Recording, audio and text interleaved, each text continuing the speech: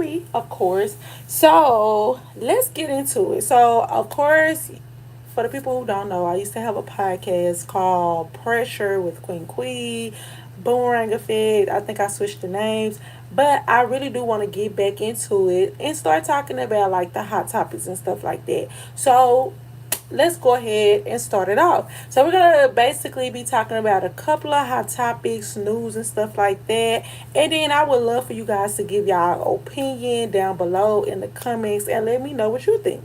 So the first topic we will be going into is about a young man that was pledging for a fraternity and he had a tragic death. So let's get into this news clip. Newsroom from overnight. This is Caleb McRae walking out of prison after posting bond. Police say he's charged with criminal hazing and manslaughter. The charges are in connection with the death of Southern University student Caleb Wilson. Police say Wilson died after participating in hazing rituals where pledges stood in line and then took blows to the chest. From there, he became unresponsive, and authorities say the people who brought him to a hospital, they made up a story about what exactly happened. Police say that in addition to McRae, two others face charges and even more arrests are possible. Suspect Caleb McRae just graduated from Southern University 3 months ago. He is a member of Omega Psi Phi. Arrest warrants show McRae was the last person to hit Caleb Wilson with boxing glove where he collapsed and later died. McRae's attorney released a statement earlier today calling on the public to allow the legal system to work as he fights these serious charges. In a statement saying, the charges brought against Mr. Caleb McRae are serious. Newsroom from overnight. And we acknowledge the gravity of this matter. And I maintain my client's innocence and urge the public to withhold rushing to judgment until all the evidence is heard. Mr. McRae should be afforded the opportunity to establish his innocence in the court of law. Friends of McRae also weighing in tonight, saying they were shocked to hear the news. One person who says he knew McRae personally through their service in the National Guard says McRae is a great guy outside of what's happening. He's an honorable guy, funny, outgoing person, life of the party, and says he hates that either of these young black men had to be in this position. Kaya Taylor, who says she used to tutor McRae, told us he's a great guy, always smiling and cooking food. Very smart. I don't think it was intentional to kill, but to hurt him maybe. And I hope he gets justice for his death. And to Caleb McRae, I just hope he learned his lesson, because it's wrong. So that basically sums up the incident and stuff like that. Now, me personally, when I found out about this story, I really did think that it was I really did think it was very horrible because the simple fact is I never understood that when it came down to fraternities and sororities and stuff like that. Why do I have to be hazed? Like, what is the whole purpose of that? And that's the reason why now it makes sense why so many people look at it as sometimes like a game. Like, they be ready to go to war. You say something or you know what I'm saying, represent and you ain't went through the process and stuff like that, they will come after you and they don't play. And a lot of people are saying that the person who bailed him out was a part of the organization. Not only that, the young man lawyer is also a part of the organization. And it's really sad because a young man named Caleb Wilson was basically trying to pledge. You see what I'm saying? Like, hey, how you doing? Was trying to pledge. And he wanted to have like a bond and a brotherhood and stuff like that. And yes, and I understand some people feel like, well, you know, that's what you signed up for. But why is that a part of hazing? Like, what do you guys think on that subject? Do you feel like that is a good enough reason? Do you feel like that, you know, it's all a part of signing up? And the crazy thing about it, I think some people have went through worse. This young man lost his life because he could not take too many blows to his chest and his, you know, his body. But I'm just trying to figure out what in the world would make that okay. Like, why do that have to be a part of? If you can go through this torture, then you can be a part of this organization. Like, what are we learning from that? And I just really do feel for his family. You know what I'm saying? Like, this story right here really did touch me. I hope this definitely opens up not only this organization eyes, but many other organizations when it comes down to the hazing process.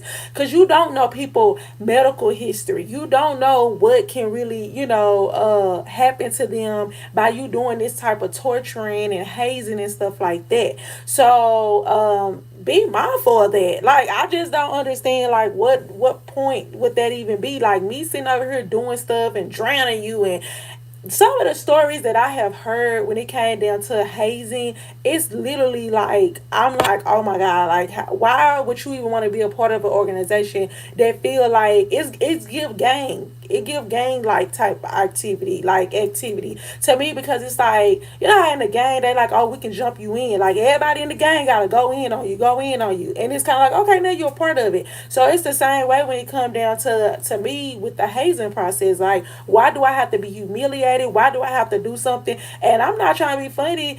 A lot of people feel like this is bad and a young man have lost his life. Some people that have pledged have probably went through worse than this.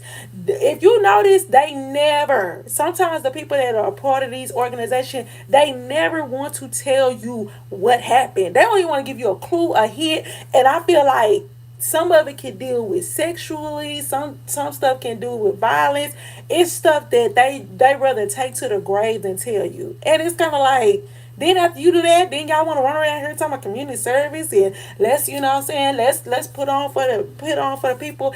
And I just really do hate this young man lost his life as a family member, or just somebody, just even on the outside. Like, that really do brings tears to your eyes, because it's like this young man wanted to be a part of a brotherhood, and instead he lost his life, and he lost his life in the hands of the organization. Let's just keep it real. And I mean, like, a lot of people are saying, like, why is this one particular man, just because he had the last hit, why is he the only one being charged? It honestly should be way more, everybody who put their hands on him. You know what I'm saying? Like, that just really does hurt my heart. Like, but everybody who have put their hands on him definitely should be in that same category.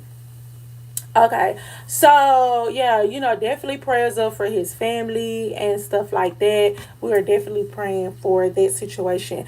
The next subject is gonna be about a hairstylist. She was charged with assault for physically dragging a 15-year-old client over an unpaid hairstyle. Now, I'm gonna be real with y'all. So I looked at the video and I was clocking, just trying to figure out what was going on. So basically, the young lady had got a service done. So the young lady, the 15-year-old, said that she basically sent the money, but she sent the money to the wrong person. Now, I don't know if she was just trying to run off, or the beautician, when she told the beautician that, the beautician kind of like got a little upset. But regardless of the fact, it was on video of the young lady, of the hairstylist, basically dragging the girl around the shop. And then when the police was called, now that they're saying that the hairstylist has been charged, let's listen to this clip. He ran without paying me. And then what did you do?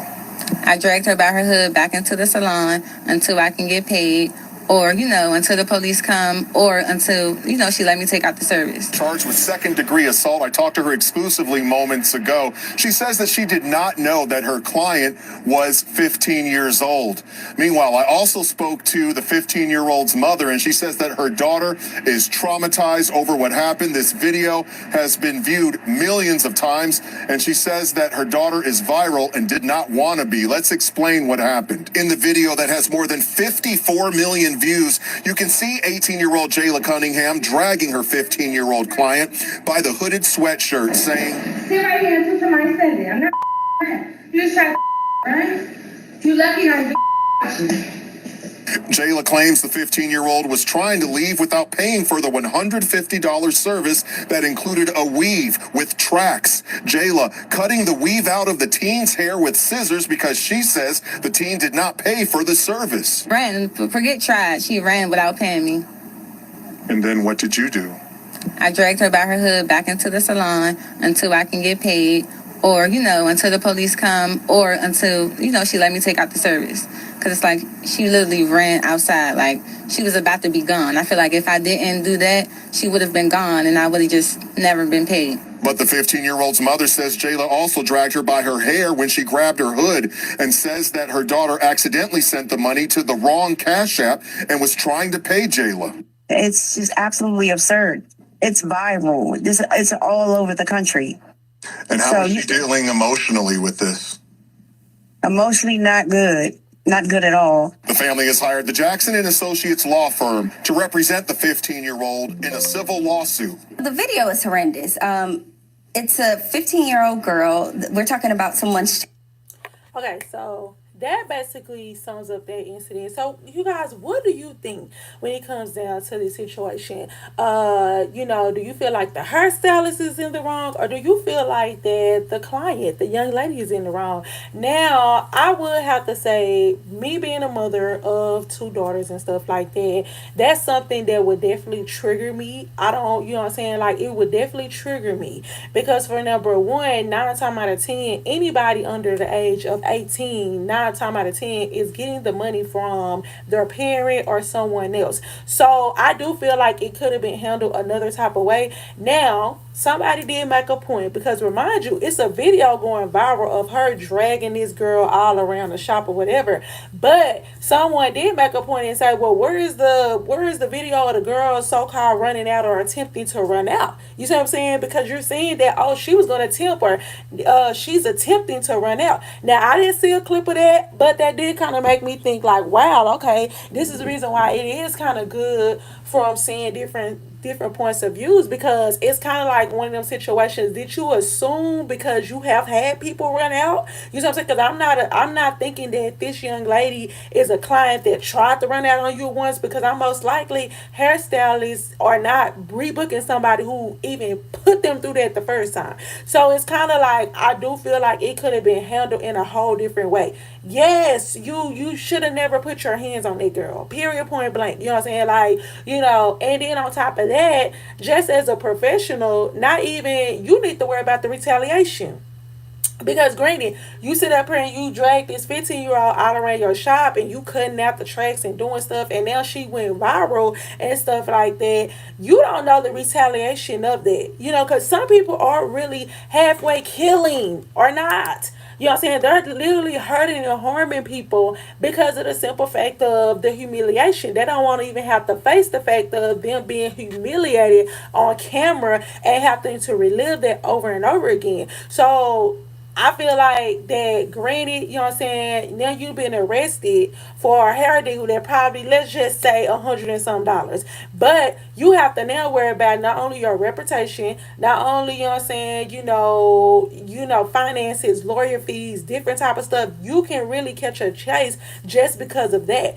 And I just want to know what y'all think. I really personally feel like that even these days and time, these hairstylists, it's so many rules and regulations and stuff like that dealing with the hairstylist business now. But I can understand them feeling like, okay, she's gonna run out. But I really do feel like something else could have been handled. I would love to hear another person's perspective on the situation and how they would have handled it.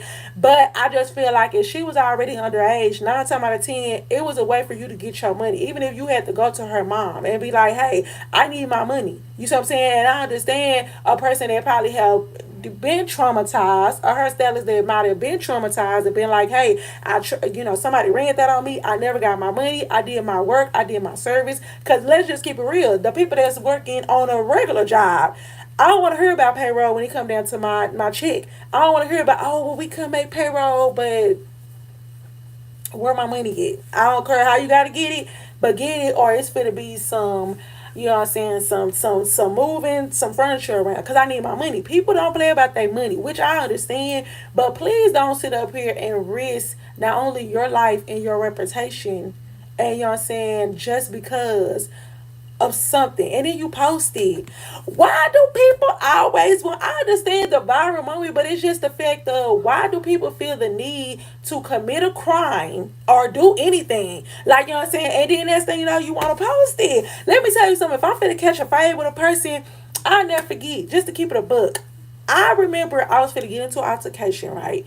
And I already knew the people, the girls or whatever, they was these type of females. You know what I'm saying? They was like these type of people. Like they just like to talk and they like a big scene. So then therefore, you know what I'm saying, like, it can like somebody either break it up or what I'm saying, like they just love to cause a scene. And I just remember I was saying like if I get them, I'm gonna get them like on some, oh, you think it's gonna be a crowd? I want to get you one on one, cause you know why? When I get you one, I don't want nobody to post it. I don't want no evidence or nothing. And I just feel like that. And it's their time. Everybody trying to go viral, but be mindful. All entertainment, or what they say, all news, all publicity ain't good publicity. I know that used to be the scene, like, well, at least you getting on, but this girl is not going to have a reputation. And then truth be told, who's to say whether she win or lose this case, her people not gonna come back. You see what I'm saying? And then they might do something to her. So yeah, I'm sorry I did a long rant about that. But what do you guys think about that? Hello, everybody who's tuning in and telling me hello. Thank you. Okay, so let's talk about the Ne-Yo situation. So basically, Ne-Yo has been going viral lately because he is dating like 3 or 4 women and stuff like that. So a lot of people are looking at him sideways because he was married, I want to say twice.